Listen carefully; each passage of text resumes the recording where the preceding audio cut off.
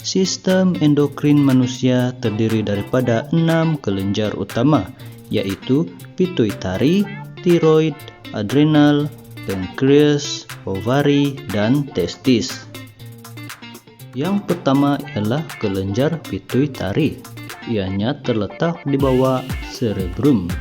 Dikenali sebagai kelenjar induk karena mengawal fungsi kelenjar endokrin yang lain. Selain itu, ianya merembeskan hormon seperti hormon pertumbuhan yang mengawal pembahagian sel dan pertumbuhan manusia, dan juga hormon antidiuresis ADH yang membantu ginjal mengawal air dalam badan. Yang kedua ialah kelenjar tiroid. Tiroid merembeskan hormon tiroksina untuk menambahkan kadar metabolisme dalam badan dan mengawal atur pertumbuhan dan perkembangan fisikal dan mental kanak-kanak. Yang ketiga ialah kelenjar adrenal. Adrenal merembeskan hormon adrenalin untuk menyediakan badan kita menghadapi kecemasan dengan meningkatkan kadar metabolisme, kadar denyutan jantung, dan paras glukosa dalam darah. Adrenalin juga mengawal jumlah garam mineral dalam badan. Yang keempat ialah pankreas. Pankreas merembeskan hormon insulin untuk mengawal paras glukosa dalam darah. Ianya juga merangsang pertukaran glukosa berlebihan kepada glykogen untuk disimpan dalam hati.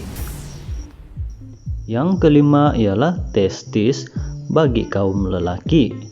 Testis merembeskan hormon testosteron untuk mengawal penghasilan sperma dan merangsang perkembangan ciri-ciri seksual sekunder lelaki seperti suara, garau, dan misai.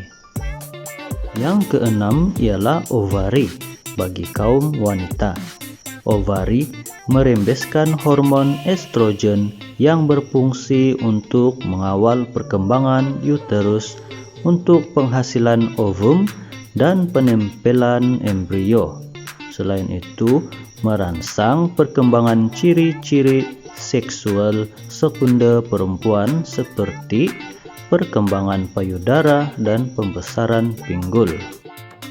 Selain itu, ovari merembeskan hormon progesteron yang berfungsi untuk mengawal ketebalan dinding uterus untuk penempelan embrio.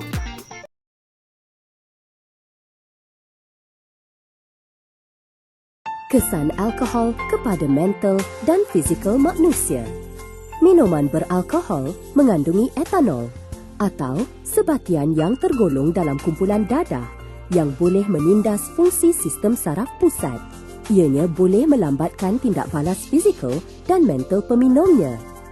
Selain itu, etanol juga adalah dadah yang boleh mendatangkan kebergantungan atau ketagihan jika diambil setiap hari. Sebaik saja diminum, alkohol akan diserap ke dalam aliran darah melalui permukaan perut dan usus. Sebahagian kecil akan terus pergi ke otak dan paru-paru dan dikumuhkan melalui pernafasan. Manakala sebahagian besar alkohol akan dimetabolisme oleh hati dan dikumuhkan oleh ginjal melalui air kencing. Kesan alkohol kepada peminumnya bergantung kepada jumlah alkohol yang berada dalam peredaran darah seseorang itu. Peminum yang mengambil minuman beralkohol dalam jumlah yang banyak akan mabuk. Apabila mabuk, seseorang itu akan hilang koordinasi gerak tubuh dan juga gangguan kepada pertimbangan dan kewarasan fikiran. Mereka boleh terjatuh, mengalami kemalangan, bergaduh, tercedera dan memory blackout. Mengetahui lebih lanjut tentang sistem endokrin, kita lihat terlebih dahulu situasi yang diberikan. Apabila borahan terpandang ular, maklumat akan dihantar ke otak dan otak akan menghantar respon, yaitu tindak balas ke otot dan kelenjar. Kelenjar endokrin akan merembeskan hormon dan menyebabkan berlakunya peningkatan dari segi kadar denyutan jantung, kadar pernafasan, tekanan darah, paras glukosa meningkat, dan kadar metabolisme juga meningkat.